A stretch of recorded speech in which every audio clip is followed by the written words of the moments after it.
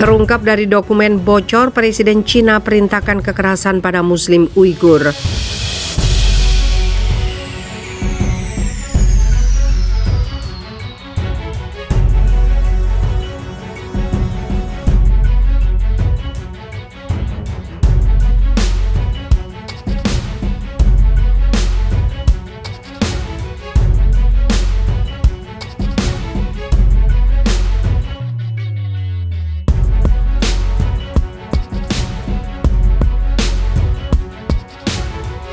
Beberapa dokumen bocor mengungkap Presiden Xi Jinping memerintahkan langsung tindakan kekerasan terhadap minoritas Muslim Uighur di Xinjiang. Beberapa dokumen bocor mengungkap bagaimana para petinggi Partai Komunis Cina termasuk Presiden Xi Jinping dan Perdana Menteri Li Keqiang memerintahkan tindakan kekerasan terhadap minoritas Muslim di Xinjiang. Dokumen yang disebut Xinjiang Papers itu berisi pidato-pidato para petinggi yang menyerukan penahanan massal hingga kerja paksa terhadap Muslim Uighur. Dikutip dari BBC, beberapa dokumen sebelumnya telah bocor selama pengadilan independen di Inggris pada September lalu, namun sebagian belum pernah diterbitkan. Xi dan Li disebut membuat pernyataan langsung yang terkait pada kebijakan terhadap Muslim Uighur, termasuk kamp interniran, sterilisasi massal, asimilasi paksa, pendidikan ulang hingga kerja paksa.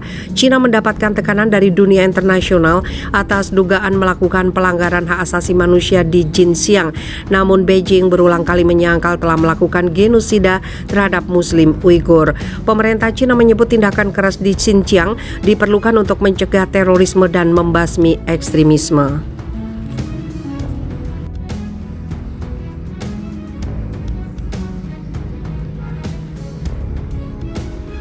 Aneka penyiksaan ini jadi bukti kekejaman Cina kepada Muslim Uighur. Muslim Uighur mengalami diskriminasi selama berada di Cina. Nasib mereka mirip dengan yang dirasakan etnis Rohingya. Perlu diketahui, etnis Uighur merupakan etnis minoritas di Cina yang secara kultural dekat dengan bangsa Turk daripada mayoritas bangsa Han beragama Muslim yang diterima Cina. Bangsa Uighur muncul di Cina pada awal abad 20. Mereka mendeklarasikan kemerdekaan dengan nama Turkestan Timur. Ini bisa menjadi penyebab mengapa Muslim Uighur dekat dengan bangsa Turk. Menurut kajian yang dilansir Global Voice menunjukkan kecurigaan Beijing terhadap etnis Uighur atau orang-orang Muslim Uighur berakar sejak 2 abad lalu. Ada banyak kecurigaan Beijing, Cina terhadap Uighur. Mereka dianggap ingin melepaskan diri dari RRC. Oleh sebab itu, 10 juta warga Uighur dipersulit untuk membuat paspor.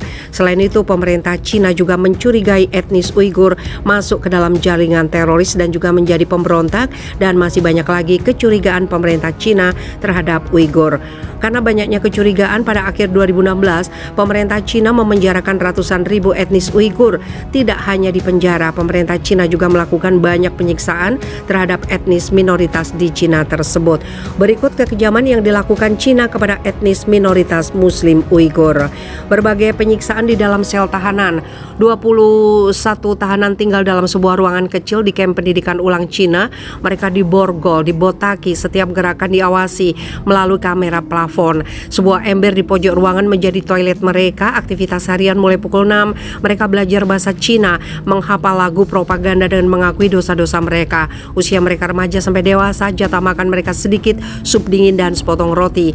Penyiksaan yang dialami mereka: ditusuk paku, kuku dicopot, disetrum. Hal itu dilakukan di ruang gelap. Hukuman berlangsung terus-menerus. Tahanan dipaksa meminum obat dan disuntik, tujuannya untuk pencegahan penyakit, kata staf penjara kepada mereka. Tapi pada nyatanya mereka jadi kelinci percobaan medis. Banyak dari tahanan menderita penurunan fungsi kognitif. Beberapa pria menjadi mandul, perempuan kerap diperkosa. Kaum perempuan diperkosa berulang kali. Shairagul Shoutbai, 43 tahun, seorang guru yang melarikan diri dari Cina, mendapat suaka di Swedia. Beberapa tahanan berhasil kabur dan mengisahkan pengalaman mereka, menceritakan kondisi wanita di kamp pendidikan ulang Cina. Shoutbai mengatakan polisi akan membawa gadis-gadis cantik, mereka bisa membawa siapapun yang mereka suka. Dia juga mengungkap kasus pemerkosaan massal. Shoutbai menceritakan, awalnya polisi memeriksa apakah pendidikan itu berhasil. Kemudian polisi itu membawa 200 tahanan keluar. laki-laki dan perempuan, dan memerintahkan kepada salah seorang perempuan untuk mengakui dosa-dosanya. Dia berdiri di depan kami, menyatakan bahwa dia sebelumnya orang jahat, tetapi sekarang setelah belajar bahasa Cina, dia menjadi orang yang lebih baik.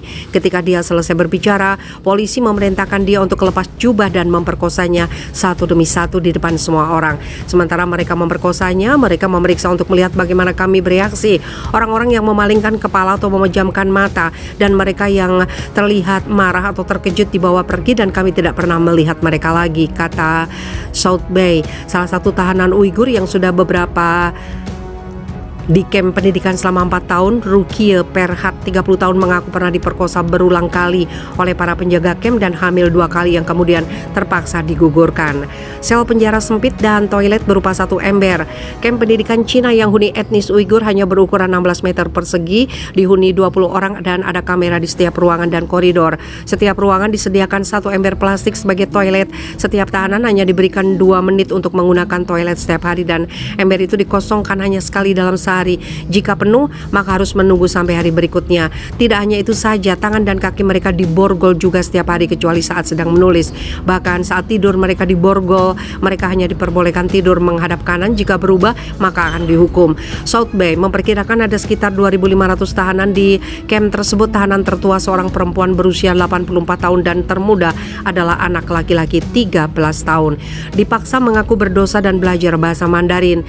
Sairagul South Bay harus mengajarkan para tahanan yang kebanyakan penutur bahasa Uighur dan Kazakh berbahasa Mandarin dan lagu propaganda Partai Komunis. Ada juga jam tertentu untuk belajar lagu propaganda dan mengucapkan slogan dari poster bertuliskan "Saya cinta Cina", "Terima kasih Partai Komunis", "Saya Cina", dan "Saya cinta Xi Jinping". Pada sore dan malam hari adalah jadwal pengakuan perbuatan jahat dan pelanggaran moral. Hal yang dianggap dosa seperti melakukan praktek keagamaan, tidak mengerti bahasa dan budaya Cina, dan kelakuan yang tidak bermoral.